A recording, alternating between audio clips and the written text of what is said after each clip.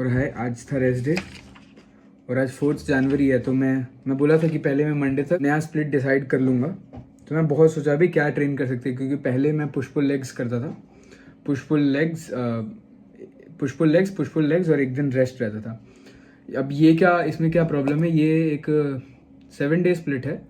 7 day split में क्या होता है, तुम लोग 6 दिन ट्रेन कर रहे होते हो और 7th डे तुम्हारा रेस्ट होता है। ये अच्छा है वैसे तो, अगर कोई मतलब बिगिनर से लेके इंटरमीडिएट एडवांस सारे लिफ्टर यूज़ कर सकते हैं। पर मेरे को लगा कि इसमें ना कई चीज़ें छूट जाती हैं, बिकॉज पुश या पुल में तुम लोग पहले क्या ट्रेन करते हो। पुश में तुम लोग मेन मसल ग्रुप तुम्हारा जो हैवी कंपाउंड लिफ्ट्स में होता है वो तुम चेस्ट ट्रेन कर रहे होते हो। पुल में क्या है, पुल में लोग ज़्यादातर लैट पुल डाउन से शुरू करते हैं। तो लैट पुल डाउन में क्या है, लैट पुल डाउन में सबसे पहले हम लोग अपने लैट्स को ट्रेन कर रहे होते हैं, फिर मिड बैक जो भी है, तो बैक्स एग्जॉस्ट हो जाते हैं। बाद में जो सपोर्टिंग मसल ग्रुप है जिसको हम आइसोलेट करते हैं, जैसे ट्राइसेप्स हो गए पुश के दिन, या शोल्डर्स अगर बाद में तुम लगा रहे हो अपने पुश में, या तो पुल में अगर तुम बाइसेप या जो फोर आर्म्स हैं ये सब लगा रहे हो, तो क्या होता है कि ये जो सपोर्टिंग मसल ग्रुप्स हैं ये बहुत लैग करने लगते हैं। तो मैंने बोला ऐसा एक वर्कआउट स्प्लिट हम लोग प्रोग्राम करेंगे जिसमें जो तुम्हारे एसेसरीज मसल्स हैं या जो तुम्हारे सपोर्टिंग मसल ग्रुप्स हैं उसको भी हम लोग बाद में ट्रेन कर सकते हैं। अभी मैं बताऊंगा कैसे होगा। तो instead of going like the, क्या बोलते हैं इसको, गोइंग द ट्रेडिशनल वे, जैसे कि तुम मंडे को क्या मार रहे हो, Tuesday, that is a weekly split. मैंने यहाँ पे जो अप्रोच लगाई है, I have picked a 10 day split. जैसे मैं फॉर एग्जांपल दिखाता हूँ, और मैं कभी भी मंडे को पुश ट्रेन नहीं करता हूँ, क्योंकि जिम में पुश ही ट्रेन करता हूँ। भाई ऐसे में जाओगे जिम में पूरा भरा हुआ रहता है, बेंच खाली नहीं मिलेगी, बहुत टाइम वेस्ट हो जाता है। So I will go with pull first. पहले पुल ट्रेन करेंगे अपन, फिर जो नेक्स्ट डे होगा, सपोज मंडे से ही तुम लोग वीक का स्टार्ट कर रहे हो, ठीक है। कल जैसे आज संडे है, 4 जनवरी है, कल 5 है, तुम मंडे को पुल मार रहे हो, ट्यूसडे को लेग्स, उसके बाद पुश। एक बार मैं लिख के दिखा देता हूँ यहाँ पे, पुल लेग्स रहेगा, पुश रहेगा, फिर एसेसरी रहेगा। ये है क्या मैं बताऊँगा, एसेसरी रहेगा, ठीक है। उसके बाद वापस पुल लेग्स पुश एसेसरी, एंड इसके बीच में होता है रेस्ट, और यहाँ पे भी होता है रेस्ट, ठीक है। सो यहाँ पे मैंने लिख लिया है। इससे बेटर मैं स्क्रीन पे ही समझा दूंगा। सो फर्स्ट जो हमारा स्टार्ट होता है वो है पुल डे, ठीक है। पुल के बाद आ जाता है एक लेग्स, उसके बाद आ जाता है एक पुश, उसके बाद आ जाता है एक एसेसरी, उसके बाद आ जाता है एक रेस्ट, ठीक है। ये तुम्हारे 5 दिन की स्प्लिट हो गई है। फिर तुम उस 5 दिन के बाद क्या करोगे, मान लो अगर Monday Tuesday Wednesday Thursday Friday, Monday to Friday तुम्हारा एक सेट हो गया है ख़त्म। उसके बाद तुम वापस से स्टार्ट करोगे pull legs push and accessory, and then obviously rest.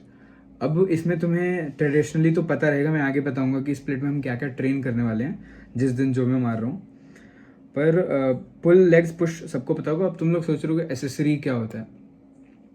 तो सपोज उन 3 दिनों में मैंने जो ट्रेन किया उसमें मैंने सोचा कि at the end of the 4 days, at the end of the 3 days मेरे को लग रहा है ऐसा कि भाई मैंने सपोर्टिंग मसल ग्रुप ज़्यादा ट्रेन नहीं किया है। जैसे मैंने बाइसेप में भी ट्रेन नहीं किया है इस वीक एफिशिएंटली, या मैंने ट्राइसेप्स को ज़्यादा ट्रेन नहीं किया है एफिशिएंटली, या मेरे एब्डोमिनल मसल्स लैक कर रहे हैं। तो मैं क्या करूँगा, एसेसरी वर्क में अपना फर्स्ट सेट जो होगा, मेरा फर्स्ट वर्किंग सेट, ज़रूरत नहीं है कि मैं उसको एक कंपाउंड लिफ्ट की तरह ही डालूं, पर मैं उसे hard working set of failure डालूंगा। वो भी क्या करूँगा, जो मेरा लैगिंग मसल ग्रुप है उसको फर्स्ट प्रायोरिटी दूंगा, उसको सबसे पहले ट्रेन करूँगा। क्योंकि क्या होता है ना, जब तुम पुल मार रहे होते हो तब तुम पहले बैक ट्रेन करते हो, और उसके बाद जब तुम्हारा एनर्जी लेवल्स गिरने लगते हैं और तुम जब सपोर्टिंग मसल ग्रुप उठाते हो तो तुम उतना एफिशिएंटली टिल फेलियर अपने आप को पुश नहीं कर पाते हो, क्योंकि तुम्हारा ऑलरेडी जो ग्लूकोज लेवल है वो ऑलरेडी बेस इंडेक्स से नीचे चला जाता है। हम इसमें क्या कोशिश करेंगे कि तुम फ्रेशली अपना प्री वर्कआउट मील लेके आ रहे हो सुबह सुबह, तुम जो फर्स्ट वर्किंग सेट मारोगे वो तुम्हारे सपोर्टिंग मसल ग्रुप में भी तुम्हारे शोल्डर्स या लैट्स, शोल्डर्स बोलो में भी तुम्हारे रियर डेल्ट्स ज़्यादा ट्रेन नहीं हो पाए, लेट्स सपोज। तो जो मेरा एसेसरी का फर्स्ट एक्सरसाइज रहेगा वो मेरे रियर डेल्ट्स के रहेंगे 3 सेट्स। उसके बाद में भी हो सकता है मैंने फोर आर्म ट्रेन नहीं किया इतना एफिशिएंटली, तो सेकंड में मेरा रहेगा फोर आर्म्स रहेगा फोर आर्म्स के मे बी मैं 2 सेट टिल फेलियर मारूंगा। उसके बाद में भी मेरे बाइसेप्स थोड़े से लैग कर रहे हैं, तो उसके बाद मैं थोड़े बाइसेप्स के 2 सेट टिल फेलियर लगाऊंगा। तो तुम लोग समझ गए होगे एसेसरी कैसे काम करता है। उसके बाद मैं ऑब्वियसली एक दिन रेस्ट लूँगा, और रेस्ट के लिए क्योंकि मैं हर 10 दिन में 2 रेस्ट ले रहा हूँ, क्योंकि एक 5 डे स्प्लिट है। 5 डे स्प्लिट नहीं, एक 10 डे स्प्लिट है जिसमें 2 रेस्ट डे हैं एंड हमारे पास 8 वर्किंग डेज हैं। तो इसमें मैं क्या करूँगा, रेस्ट डेज में मैं एक्टिव रिकवरी को ज़्यादा सपोर्ट करता हूँ, जिसमें हम लोग डायनेमिक स्ट्रेचेस करेंगे। मे बी हो सकता है मैं थोड़ा ज़्यादा कार्डियो फोकस्ड रहेगा, just to get our steps in, और थोड़ा बहुत देखते हैं हम क्या क्या रेस्ट डेज में करेंगे।